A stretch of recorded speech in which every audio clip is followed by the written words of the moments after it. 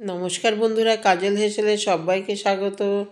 তো বন্ধুরা দেখো, আজ আমি কাতলা মাছের মাথা দিয়ে একটা আলু দিয়ে তরকারি করে দেখাবো।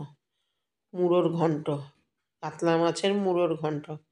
এটা শুধু আলু দিয়ে হবে। তো এখানে আলু নিয়েছি, পেঁয়াজ এইভাবে কেটে নিয়েছি, টমেটো নিয়েছি, আদা, আর এখানে গোলমরিচ বেটে নিয়েছি, আর ওখানে একটা পেঁয়াজ বেটে নিয়েছি বড় সাইজে। তো আর দেখো এখানে এই যে হচ্ছে কাতলা মাছ, ভালো করে ধুয়ে আমি রেখে দিয়েছি। কাতলা মাছের মাথা, কাতলা মাছ বলে দিয়েছি, কাতলা মাছের মাথা। এই দেখো মাথাগুলো এইভাবে কেটেছি আমি। আর ওই দিকের ওগুলো কানের পাশেরগুলো বড় বড়ই রেখেছি, আর এমনি মাঝেরগুলো দুটো করে পিস করেছি। তো দেখো এবার এই মাছগুলোকে খুব ভালো করে ধুয়ে নিয়েছি, মাথাগুলোকে দিয়ে এবার নুন হলুদ মাখিয়ে নিচ্ছি। আজকে শুধু মাছের মাথায় রান্না করব, তো মাছগুলো রেখে দেওয়া হয়েছে, ওই জন্য খালি মাছ মাছ মাথায় চলে আসছে। কিন্তু এটা মুড়োর ঘন্ট, কাতলা মাছের মুড়ো ঘন্ট আলু দিয়ে। তো দেখো এখানে দুখানা মাছের মাথা আছে, দুটো মাছের মাথা আছে এখানে, বড় বড় দুটো মাছের মাথা। তো দুটোকে আমি এইভাবে কেটে নিচ্ছি। এই সাইডের কানের জায়গাগুলো আমি আর ছোট করে কাটিনি, কেন রান্না করতে গেলে ভেঙে যাবে, ওই জন্য কাটিনি। আর ওই মাঝের যেটা ঘিলু আছে, নাক পর্যন্ত আছে, চোখ মানে নাক পর্যন্ত রয়েছে, ওইগুলোকে আমি মাঝখান দিয়ে কেটে নিয়েছি। আর এদিকে এই কানসার মধ্যে চোখগুলো রয়েছে, কানসাগুলো রয়েছে, মানে ফুল কাটা ফেলে দিয়েছি, শুধু কানটা রয়েছে ওদের, এগুলো বড় বড় রেখে দিলাম। তো জানোই ভাজতে গেলে, ভেজে রান্না করতে গেলে ভেঙে যাবে। তো দেখো, তো এইভাবে আলু কেটে নিয়েছি। সর্বপ্রথম আলুটা আমি ভেজে তুলে রাখবো। দেখো কড়াইতে তেল দিয়ে দিয়েছি, সর্ষের তেল দিয়ে রান্নাটা করছি। তো তেলটা দিয়ে দিয়েছি, তেল গরম হয়ে যাওয়ার পর এবার আলুগুলো দিয়ে দিলাম। এখনও আমাদের এখানে খুব ভালো মতো নতুন আলু বেরোয়নি, এখনও এই আলু দিয়েই কাজ করতে হচ্ছে। তা আলুগুলো খুব একটুতেই মানে সহজেই সেদ্ধ হতে চায় না, একটু শক্ত শক্ত থেকে যায়। ওই জন্য প্রথমেই আলুটা ভালো করে লাল লাল করে ভেজে তুলে রাখবো। ওই জন্য দিয়ে দিলাম সামান্য নুন আর হলুদ দিয়ে অনবরত নাড়াচাড়া করে লাল লাল করে ভেজে তুলে রাখবো। দেখো, তাও এক দুই পিঠ হয়নি, ওগুলোকে একটু উল্টে উল্টে দিচ্ছি, তাহলে ওই দিকটাও ভালো ভাজা হয়ে যাবে। যত ভালো ভাজা হবে তত তাড়াতাড়ি সেদ্ধ হবে। ওই জন্যই ভালো করে সবসময় আলু ভাজতে হয়, এমনি তাড়াতাড়ি সেদ্ধও হয়ে যাবে আর কালারটা সুন্দর থাকবে, খেতেও ভালো লাগবে।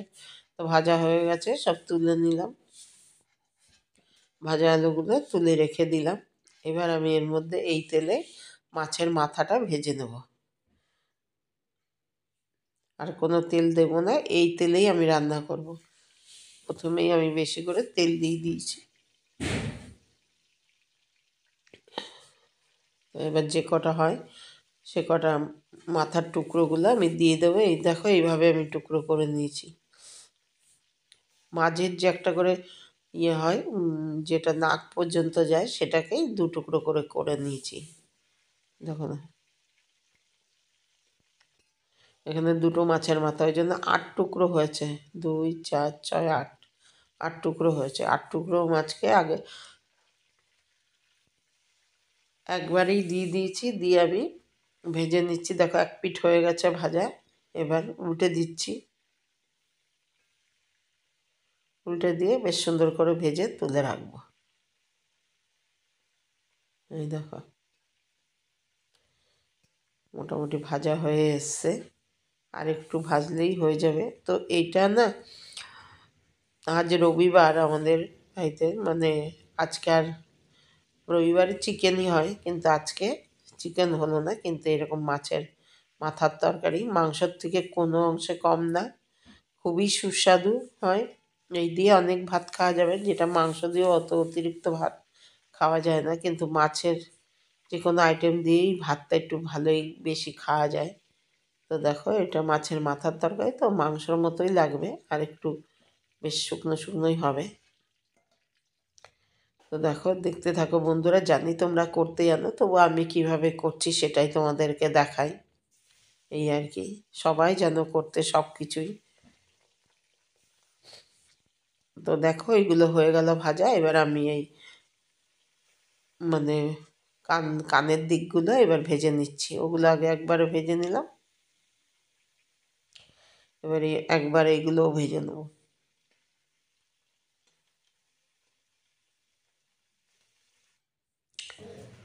ওইভাবে ভেজে তুলে নিয়েছি।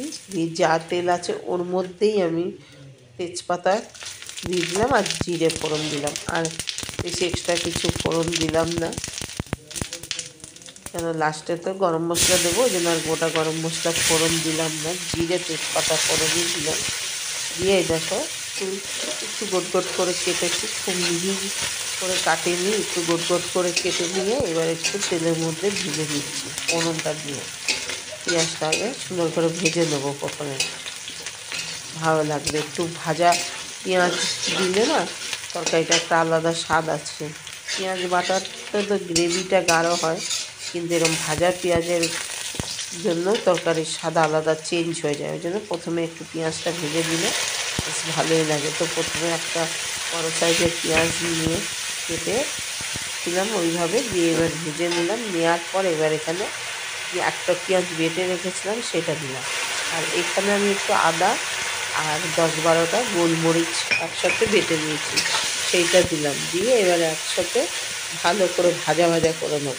ওই ভাজা পেঁয়াজটার সাথে এগুলো একটু ভাজা ভাজা করে নেবো, যাতে কাঁচা পেঁয়াজেরও গন্ধটা না থাকে আর আদার কাঁচা গন্ধ না থাকে। তারপর মোটামুটি ভাজা হয়ে গেছে, তেল ছেড়ে দিয়েছে। তো এর মধ্যে এবার আমি দেবো কিছু মশলা অ্যাড করব। এমন কিছু মশলা না, সব ঘরোয়া মশলা।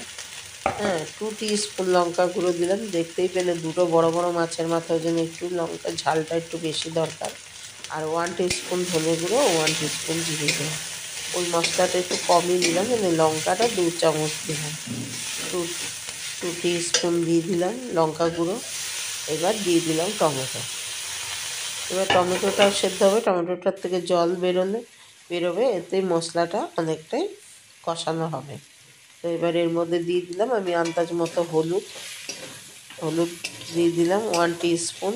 আমি দুবার দিয়েছি, অল্প অল্প ছোটো চামচ দিয়ে দিয়েছি, কিন্তু হলুদটা 1 টিস্পুন দিয়েছি। দিয়ে দিলাম নুন আন্দাজ মতো। নুনটা আমি আমার নিজের আন্দাজ মতো দিই, তোমরা তোমাদের আন্দাজ মতো দিয়ে নেবে। তো দেখো, এবার একটু জল দিয়ে দিলাম। পাশে ওভেনে জল বসানো আছে, একটু গরম জল দিয়ে দিলাম। দিয়ে এই মশলাটাকে ভালো করে কষাবো। ওতে কী হবে, মশলাটার কাঁচা গন্ধটা চলে যাবে আর টমেটোটাও গলে যাবে, যেহেতু গরম জল দেওয়া আছে আর নুনও আন্দাজ মতো দেওয়া হয়ে গেছে, ওই জন্য টমেটোটা গলতে বেশিক্ষণ লাগবে না। দেখো, 2-3 মিনিট ওইভাবে করে নেওয়ার পর একদম টমেটোটা গলে গেছে।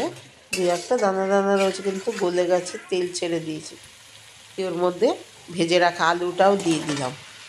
দেওয়ার পর এই দেখো, মাছের মাথাগুলো সব ভেজে রাখা মাছের মাথাগুলো দিয়ে দিলাম।